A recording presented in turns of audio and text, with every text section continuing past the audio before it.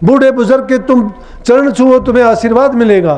बूढ़े माँ बाप की सेवा करके उनके दिल को खुश करो, तुम्हें वो सच्चे दिल से जो आशीर्वाद देंगे वो मंदिर की मूर्ति आपको नहीं देगी। उन पर जल चढ़ाने से कुछ नहीं मिलेगा, उनको ताज मुकुट पहनाने से कुछ नहीं मिलेगा। आप सभी को राधा स्वामी। देखिए, जो आज का सत्संग का विषय है उसमें महाराज जी ने बताया कि सत्संग का अर्थ होता है सत्य का संग करना। जो इंसान सत्संग करता है उसका मन पाक पवित्र हो जाता है। और साथ ही महाराज जी ने बताया कि आजकल बुराइयों का बहुत ज़्यादा प्रकोप हो रहा है। जिस तरह छूत का रोग ज़्यादा फैलता है उसी तरह कुसंगति भी बहुत ज़्यादा फैलती है और बुराइयाँ भी बहुत ज़्यादा फैलती है। और हमें उन कुसंगतियों से बचने के लिए सत्संग में अवश्य जाना चाहिए। और साथ ही महाराज जी ने बताया कि जिन बच्चों में संस्कार नहीं होते वे बच्चे बर्बाद हो जाते हैं।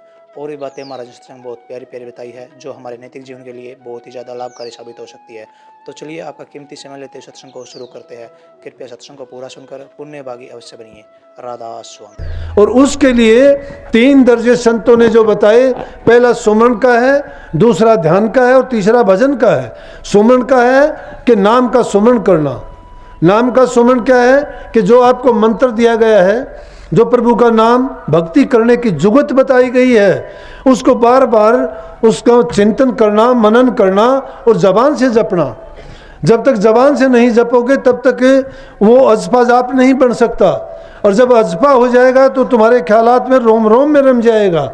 फिर वो बैठे उठे खड़े सोते जागते आपको याद रहेगा, वो सुमरण पक्का हो जाएगा।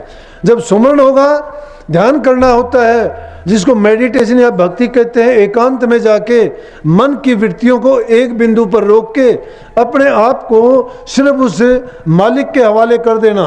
मालिक का स्वरूप क्या है हमने नहीं जाना, लेकिन सतगुरु ने उसके गुण हमें बताए हैं। तो इसलिए सतगुरु से ही वो पूछो। जब अंतर में जाओगे सतगुरु तुम्हें नूर रूप में दिखाई देगा। और उसमें जब अपनी मन की वृत्तियों को तुम जोड़ दोगे, उनसे जब साक्षात बात करोगे तुम, तो ऐसा होगा। ये मुश्किल बात दिखाई देती है, लेकिन इन बातों को सोच के नहीं, मैं ख्याली भक्ति नहीं, मैं वास्तविकता बताता हूँ। जब उस नूरी गुरु में तुम अपने ख्याल और विचार को जोड़ दोगे, तुम्हारा ध्यान एकाग्र हो जाएगा। वो मेडिटेशन है, वो ध्यान है। सत्संग को पूरा सुनिए। लेकिन भजन क्या होगा, वो है शब्द का सुनना। शब्द कौन सा शब्द सुनोगे? शब्द एक नहीं, 2 नहीं, या आपको जो ख्याली बता दिए गए वो भी शब्द हैं, लेकिन वो कहाँ हैं? वो उनमें मिले हुए हैं। एक नहीं, अनेकों शब्द मिलेंगे आपको। पहली धुन में जाने से पहले जिसको तुम कहते हो वहाँ पर ये सुनेगा, वहाँ पर वो सुनेगा, उससे पहले अनेकों धुन आएंगी। ये नहीं है कि सीधे ही तुम जीटी रोड पे चढ़ जाओगे, पगडंडियों पे पहले चलना पड़ेगा। और उन पर भी झाड़ी झंखाड़ इतनी है, बहुत रुकावट आएंगी। पहले तो संसार की रुकावट है, जिनको संतों ने मोटे बंधन कहा है कि वो मोटे बंधन जगत के तुम्हें घेर लेंगे। कोई तुम्हें ताने देगा, कोई तुम्हारी बुराई करेगा, कोई तुम्हें कहेगा कि इसने ये कर दिया, कोई कहेगा ये पता नहीं किस चीज़ के लिए मोढ़ों के पीछे लग गया। लेकिन संत मत तो इतना पवित्र, साफ और शुद्ध है कि तो गृहस्थियों के लिए है। गृहस्थियों के लिए यह है कि गृहस्थी लोग गृहस्थ में रहते हुए सबका, अपने परिवार का लालन पालन करते हुए अपनी हक हलाल की नेक कमाई करें, सबकी सेवा स्वरूपा करें, प्यार प्रेम से रहें। बूढ़े बुजुर्ग की इज्जत, माँ बाप की सेवा जो नहीं करता वो भक्ति के रास्ते पे कभी सफल नहीं होता। वो भी सब माया है। लेकिन जो गुरु के वचन में चलता है, मैं कहता हूँ बेशक मंदिर ना जाओ, मस्जिद ना जाओ, गुरुद्वारों में जाने की जरूरत नहीं है। बेशक इन गुरुओं के पास जाके तुम चढ़ावा चढ़ाते हो, पूजा करते हो, उनके पैर पूजते हो, भेंट चढ़ाते हो, ना चढ़ाओ, इनसे प्यार है ये तो कहीं भी रिश्तेदार के पास जाओ, वहाँ ले जाओ। बूढ़े बुजुर्ग के तुम चरण छुओ, तुम्हें आशीर्वाद मिलेगा। बूढ़े माँ बाप की सेवा करके उनके दिल को खुश करो, तुम्हें वो सच्चे दिल से जो आशीर्वाद देंगे वो मंदिर की मूर्ति आपको नहीं देगी। उन पर जल चढ़ाने से कुछ नहीं मिलेगा, उनको ताज मुकुट पहनाने से कुछ नहीं मिलेगा। हाँ, तुम्हारे मन की एक जिज्ञासा है, उसको शांत करोगे। वो लौकिक भक्ति में शामिल है कि मैंने ये कर लिया, मैंने दान कर दिया, पुण्य कर दिया, प्रसाद चढ़ा दिया, कपड़े चढ़ा दिए, मैंने गरीबों को बांट दिया। इससे तो अच्छा ये है कि अपने माँ बाप की जो जिंदा मूर्तियाँ हैं घरों में, उनकी सेवा करना सबसे पहली और सबसे ऊंची भक्ति है। उनकी जब सेवा, श्रवण कुमार ने क्या किया था? श्रवण कुमार ने किसकी भक्ति की थी? किस देव की पूजा की, कौन से मंदिर मस्जिद में गया वो? माँ बाप की सेवा की थी, उनको तीर्थों पे लेके जा रहा था। तो ऐसे जीव मुक्ति के अधिकारी होते हैं जो सच्चे मन से गुरु के वचन की पालना करते हैं, सच्चाई के रास्ते पे चलते हैं। संत मत को सच्चा इसीलिए कहते हैं कि जीवों से बुरे कर्म छुटवाता है। अभी शहर के लोग आए थे, डॉक्टर थे, वकील थे, व्यापारी थे, सब के सब कहने लगे जी आश्रम इतने सालों से हमें पता ही नहीं था, मैं चलो आज आपको पता लग गया, अब आया करो। बोला जी जरूर आएंगे। फिर कोई बात चलते चलते मैं कहने लगा कि संतों के संग में आने से ये है कि समाज सुधर जाता है। आपने देखा होगा कि कितने लोग यहाँ बाहर खड़े हैं, कोई भी आदमी आपको धुआं उड़ाते हुए बीड़ी सिगरेट पीते हुए दिखाई दिया? कहने लगे जी नहीं। हम सबसे पहली चीज़ें हैं बुराई छुटवाते हैं। कोई ऐप जिस जीव में लगा हुआ है और उस आदत से ही वो नहीं बच पाता तो भक्ति क्या खाक करेगा? शराब, कबाब, मांस, मिट्टी, ये सारी की सारी चीज़ें क्या है? ये इंसान को तो राक्षस बना देती है, पशु बना देती हैं। पशुओं वाले काम इंसान जब करेगा तो इंसान का चोला हो गया, काम पशु के हो गए, उसके राक्षस के हुए। फिर वो क्या करेगा? अपनी ज़िंदगी बर्बाद करनी है। इसलिए पहली ज़रूरत ये है कि बुराइयों को त्यागो, नशीली चीज़ का किसी का प्रयोग ना करो, तुम्हारे विचार अपने आप शुद्ध हो जाएंगे। आज देखते नहीं, किसी से बात करते हो क्रोध आता है, किसी सीधी बात का भी जवाब नहीं देंगे, उल्टा बोल लेंगे। थोड़ी सी किसी से गलती हो जाती है, बर्दाश्त नहीं करता, झगड़ा करते हुए देर नहीं करते, क्योंकि तामसी बुद्धि होगी। वो तामसी बुद्धि किस लिए हुई कि खान पान हमारा वैसा है। कोई बीड़ी सिगरेट पान तंबाकू पीता है, कोई मछली अंडे बकरे मुर्गे खाता है, कोई शराब कबाब और सुल्फे गांजे पीता है, तो इंसान की बुद्धि कहाँ ठीक हुई? अरे इन चीज़ों को खाने से तो पागल ही होगा, बुद्धि खराब होगी, उनके विचार शुद्ध कैसे होंगे? ये तो चीज़ें जो जैसा सेवन करेगा वैसे उसके ख्यालात विचार होते चले जाएंगे, जैसा विचार होगा वैसा ही उसका जीवन बनता चला जाएगा। इसलिए सत्य संगति में आके ये जीव अच्छी चीज़ों को जब अपनाता है तो धीरे धीरे करके सद्गुण इसमें आ जाते हैं, बुराइयां निकलती चली जाती हैं। भक्ति करना मुश्किल नहीं है, लेकिन वैसे भक्ति करना कठिन यूँ है कि दुनियादारी के ताने माने उनकी बातें, क्योंकि बहाव है पूरे संसार का एक तरफ। स्वामी जी महाराज कहते हैं कि देखो सब संसार जात बया, देखो सब जग जात बया। किस में? वो कही थी ने कि मन पांचों के बस पड़े और मन के बस नहीं पांच, जित देखो तित धो लगिर जित भागो तितांच। मन पांचों चीज़ों के बस पड़ा है। ये कामी है, क्रोधी है, लालची है, अहंकारी है, स्वार्थी है, पांचों के बस है मन। मन इनके कहे में काम करता है, लेकिन मन के बस ये पांचों नहीं है। और जो इन पांचों को बस कर लेता है, इन पांचों को बस कर लेता है, उसमें ताकत कितनी हो जाती है? इसमें कितनी ताकत है जो इन पांचों में है? जो इन पांचों में वो अकेले में हो जाती है। तो सारी ताकत पांचों में जो बर्बाद करते हो वो उसे एक में समाहित करो। वो तरीका गुरु से मिलता है। नाम की दीक्षा लेके अगर तुम गुरु की बात मानते नहीं हो तो लानत है फिर तो हम पर। फिर तो छूट मिली हुई है, कोई तुम्हारे लिए ये थोड़ी है कि जेल में बंद कर दिया गया। लेकिन इंसान का सुधार उसके विचारों से ही होता है। विचारों का बदल जाना ही इंसान के जीवन को बदल डालता है। इसलिए इस माया की तरफ से मोड़ के भक्ति की तरफ जब मन को लगाओगे, हमें इसी जीवन में पता लग जाएगा कि हमें क्या मिल रहा है। लेकिन इसको संतों ने क्या कहा, कबीर साहब भी कहते हैं ये माया भी दो प्रकार की है कि कबीर माया रूखड़ी दो फल की दातार, दो फलों की दातार है ये। कि कौन कौन से फल देगी? एक खाने पीने में बर्बाद करना और दूसरा अच्छे काम में लगाना। लेकिन खाने पीने में भी अंतर है। खाने पीने में क्या अंतर है? एक आदमी अच्छे काम में लगाता है, परमार्थ में लगाता है, परोपकार में लगाता है। एक बर्बादी के रास्ते में लगाता है। जो बर्बादी के रास्ते में लगाता है वो बर्बाद कर देती है। लेकिन जो अच्छे काम में लगाई जाती है, दान में, पुण्य में, भंडारे में, अच्छे लोगों के सुख सुविधा के लिए जो दिया जाता है या उनके जो दुख है उसको मिटाने में, कष्ट मिटाने में दिया जाता है, वो उसके शुभ कर्मों में लगती है। अगर वो शुभ कर्मों में नहीं लगाई जाती, वो लगेगी जरूर, लेकिन कहाँ लगेगी? बुरे कर्म में लगेगी। लेकिन उस माया के स्वरूप को जब ये जीव समझ जाता है, उसको किसने समझा? कबीर साहब ने समझा उस माया को। कबीर साहब तो उसको कह के जब हर चीज़ में उसको दिखाई देते हैं, कबीर साहब ने संसार के जीवों को वो ज्ञान, वो समझ और वो दर्पण दिखाया कि जिसमें कोई भी ऐसी चीज़ नहीं बची कि जिससे जीव ये कहे कि इसके मुझे बारे में पता नहीं है। जो भी चीज़ सामने आई, कबीर साहब ने उसको साक्षात रूप में प्रकट करके बताया। और उस माया को कहने लगे कि जब जब कोई बात होती थी तो कहा कि इस ठगनी, नाम दिया उसको कि ठगनी से बचो, इस माया से बचो। ये अलग अलग रूप धार के किसी के घर में कुछ बन के बैठ जाती है, किसी के घर में कुछ बन के बैठ जाती है।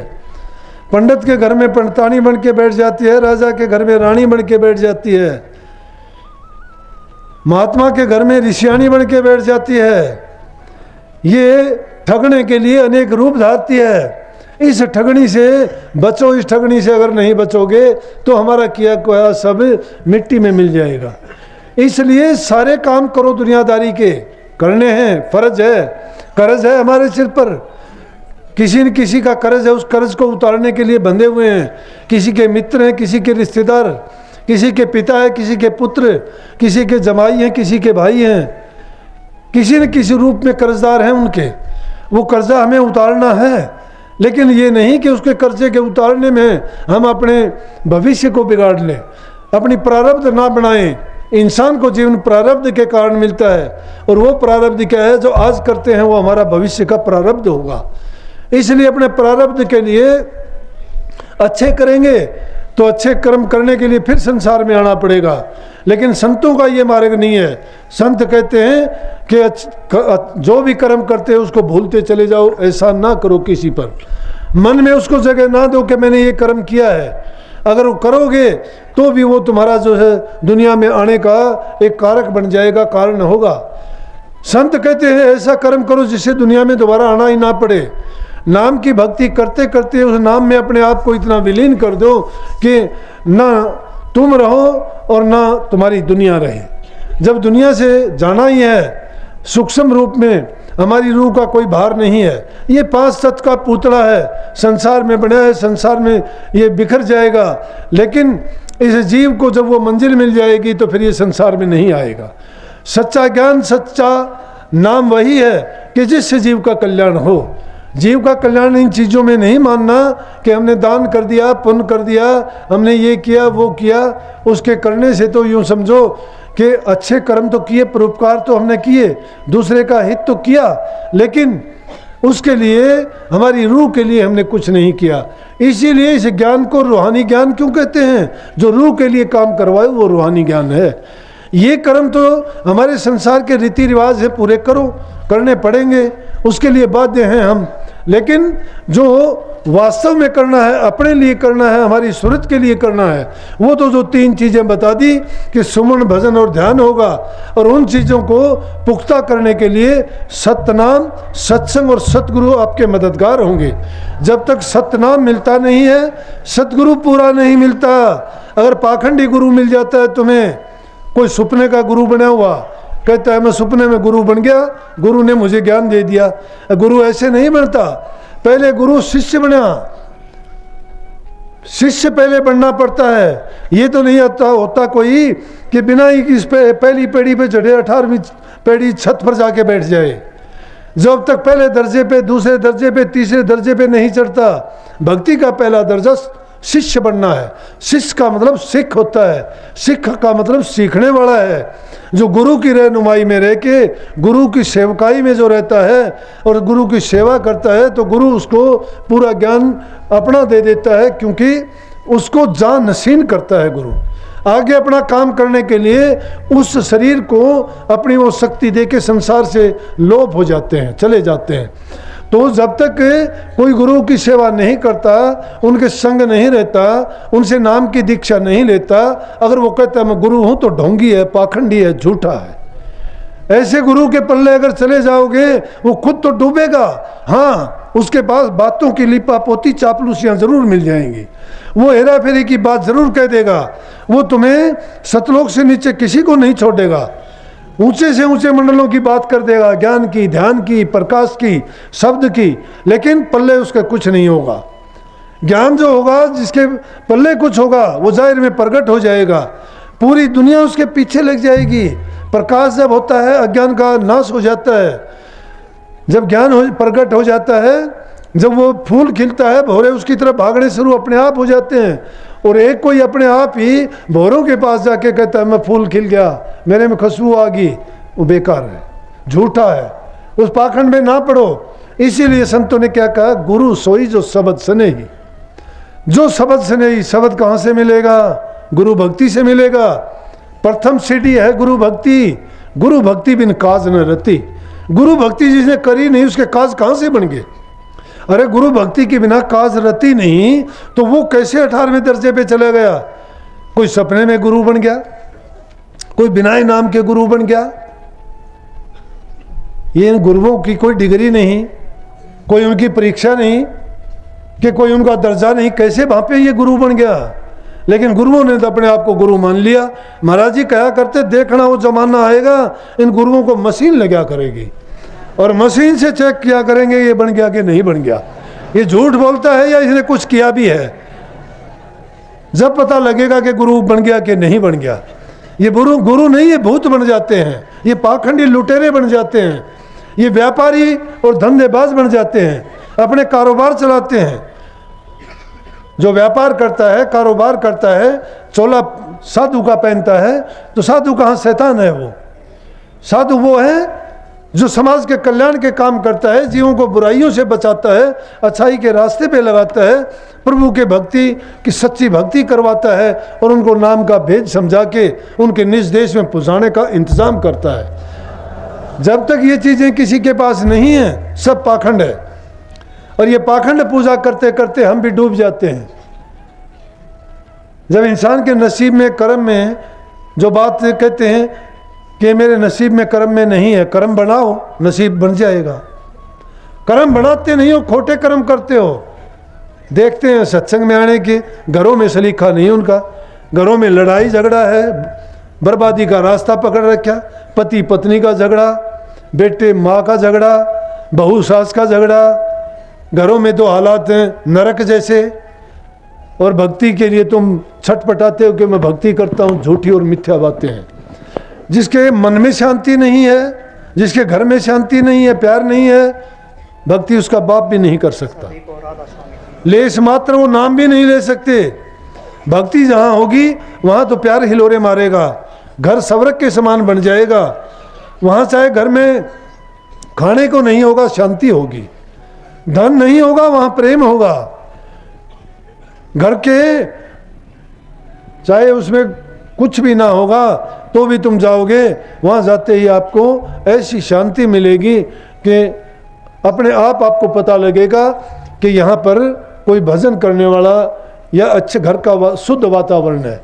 जब घरों में शांति नहीं, वातावरण अच्छा नहीं, आपस में प्यार प्रेम नहीं, बूढ़े बुजुर्ग की जहाँ कदर नहीं, एक दूसरे की इज्जत नहीं करते, तो वो घर बसो बेसिक बसे पा कुछ है नहीं उसका। भक्ति नहीं कर सकते ऐसी जगह मेरे के। भक्ति के लिए पहली चीज है मन में शांति होनी चाहिए। अब हमारा फर्ज बनता है समाज में फैले कुरीतियों को दूर करें, अज्ञान को मिटाएं, जो ज़रूरत की चीज़ें हैं प्रकृति की चीज़ों से छेड़छाड़ ना करें। जल की बर्बादी करते हैं, पेड़ों की कटाई करते हैं, वन्य प्राणियों को मारते हैं, भ्रूण हत्या जैसे पाप करते हैं। दिलों में तो हमने पाप का भंडार भर रखा है और बाहर भक्ति का एक ढोंग रचते हैं, वो भक्ति नहीं है। भक्ति अगर करना चाहते हो तो बदलो अपने आप को। अपनी स्वार्थ सिद्धि के लिए भक्ति में या सत्संग में आते हो क्या? कोई कहता है मुझे संतान बेटे हो जाएंगे, कोई कहता है मुझे धन मिल जाए, कोई कहता है मुझे नौकरी मिल जाए। अगर अच्छे काम करोगे, ठीक रास्ते पर चलोगे, बुराई नहीं करोगे, तो तुम्हें मैं कहता हूँ तुम्हारे घर आके ये काम अपने आप काम संवरेंगे तुम्हारे। इसलिए प्रेमियों, अच्छे काम किया करो, जीवन आपका सफल होगा। साथ साथ ये ना भूलो कि हमारे लिए जो काम करना है वो नाम का सिमरन है। गृहस्थी आदमी हैं, ध्यान भी नहीं कर पाएंगे, इतना अभ्यास नहीं कर सकेंगे। इसलिए अभ्यास अगर नहीं कर सकते, सुमरण हर इंसान कर सकता है, लेकिन सुमरण भी जब तुम्हें कहाँ करोगे, जब देखते हैं तो नाम का कोई कभी ख्याल ही नहीं है। दो आदमी बैठते हो, कभी गुरु की महिमा, कहीं सत्संग की चर्चा या नाम का जिक्र ही नहीं होता। संसारी चीज़ों के जिक्र करते हो, कहते हो तेरे कितने ट्रक हैं, तेरे कहाँ चलते हैं, तेरा टेम्पो पुराना लिया था अब कैसा चलता है, नया कौन सा लेगा। अरे तुम आते सत्संग में हो, बातें तुम्हारी वही हैं सत्संगियों का, संगत में बैठ के, और जिक्र किन चीज़ों का। कम से कम कुछ समय तो ऐसा निकाला करो कि उस चक्कर से निकल के आओ। लेकिन ये माया दूती बड़ी कसूती, रूप धरे न्यारे न्यारे, ये रूप अलग अलग धर के ठग लेती है। तो माया मोनी रूप धर ठग लिया संसारा, ये मोनी का रूप धर के ठग लेती है। भाई अच्छा करोगे अच्छा पाओगे, मेरा फर्ज है, गुरु ने ड्यूटी लगाई है, मैं तो आपको अच्छी बात बताऊंगा। जो अच्छी मान के अपना लेगा ज़िंदगी में तो उसका जीवन संवर जाएगा। ये आशीर्वाद है मेरा नहीं, गुरु महाराज का। जो नहीं अपनाओगा तो उसका भी मालिक भला करे भाई, वो अपनी जो चाहो वो करो। मैं तो यही कहूँगा कि उनको भी सतगुरु सद्बुद्धि दे, कुछ करने की हिम्मत दे, और उनको भक्ति के रास्ते पे चलाए, बुराइयों से बचाए। सबको आशीर्वाद। राधा। सत्संग को पूरा सुनने के लिए का बहुत बहुत धन्यवाद। हम आशा करते हैं आपने सत्संग को बड़ा ही ध्यान से सुना हुआ। कृपया सत्संग में जो प्रवचन महाराज जी ने बताए हैं, उन प्रवचनों को अपने जीवन में उतार कर अपने जीवन को सफल और सुखमय अवश्य बनाइए, और साथ ही सत्संग में जाकर नाम का स्मरण हमेशा करते रहिए। अगर आपको सत्संग बहुत अच्छा लगा तो कमेंट बॉक्स में राधा स्वामी लिखकर पुण्यभागी अवश्य बनिए। मिलते हैं जल्दी एक नए सत्संग के साथ, तब तक के लिए राधा स्वामी।